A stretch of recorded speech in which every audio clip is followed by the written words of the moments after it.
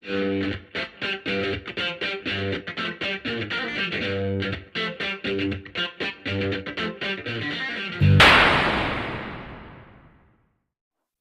yan guys, gawin natin straightforward yung video natin. Ngayon ay tuturuan ko kayo kung paano ba tamang pagpalit ng ating rear hub bearing. No? Ito ay para sa Fury 125, Fury New Breed, Fury Classic, Fury New Gen, so Fury RR, pare-pares lang naman yan. So, at ang gamit nga natin ay itong NSK bearing na double Z series.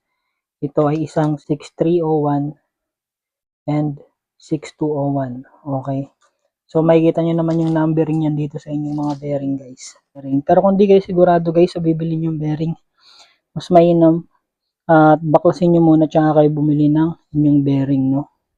So yan, ito rubber lang yung ano niya, cap, unlike dito sa double C na metal na yung cap niya, so mas matibay. Ang gagawin nyo lang dito guys, simple lang, kuha lang kayo ng martilyo tsaka pang sinsil sa loob para mabaklas nyo siya, no. So simple lang ang gagawin nyo dito guys, gigiliran nyo lang muna siya para yung spacer sa gitna is medyo tumagilid, at kapag tumagilid siya is pwede nyo nang mapukpok yung gilid ng ating bearing, lumang bearing. So dahan-dahan lang, 2 pukpok every side, 2 pukpok every side. So up and down, left and right, dala-dalawa, no, hanggang sa matanggal nyo siya. Ganun lang po ang inyong gagawin.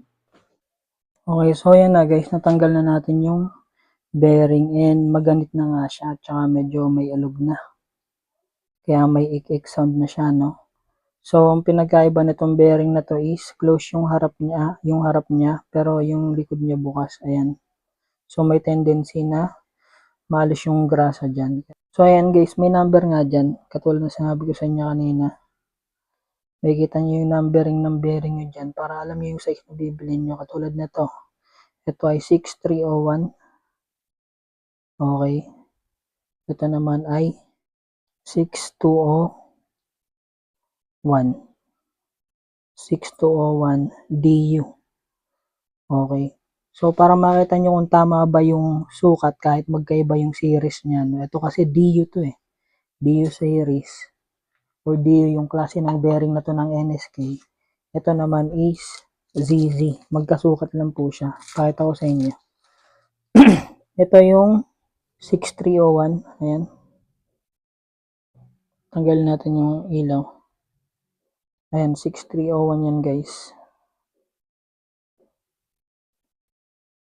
Okay. Ito yung 6301 na original. Isa lang po yung size niya. Ayan, pati yung loob, isa yung size niya. Sa pagbabalik naman guys, simple lang pagbabalik nito. Huwag nyo kakaligtaan to guys Itong retainer sa gitna or yung yung spacer sa gitna.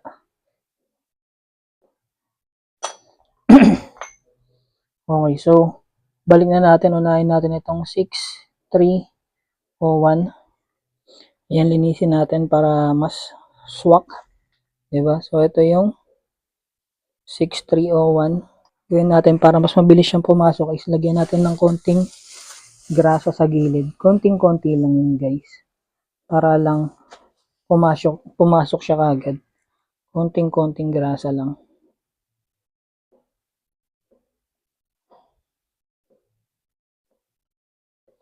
Yan, nipis lang, 'di ba? Nipis lang ng grasa.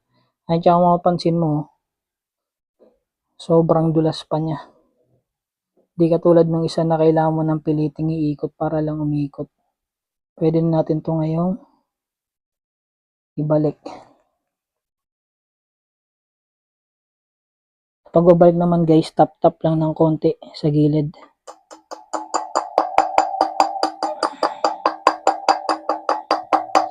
Ito technique guys para mas mabilis nyo siyang mabalik. Gamitin nyo yung lumang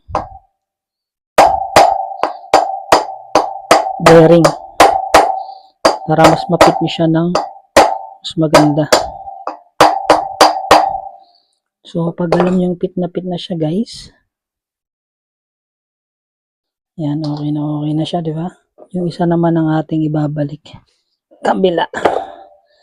Okay, so mapapansin nyo guys, sa loob niyan meron siyang mga harang dyan. So, yun yung nagsisilbing guide nitong, asa na yun?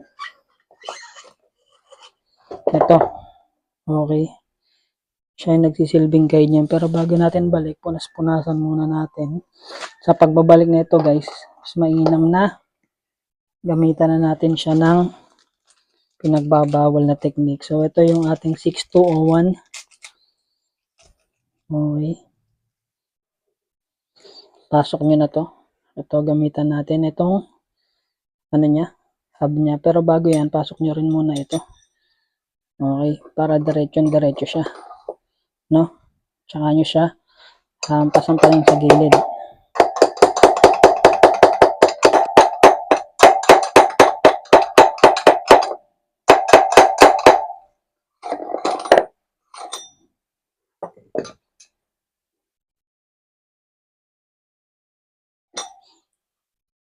Okay, so yan, fit na siya.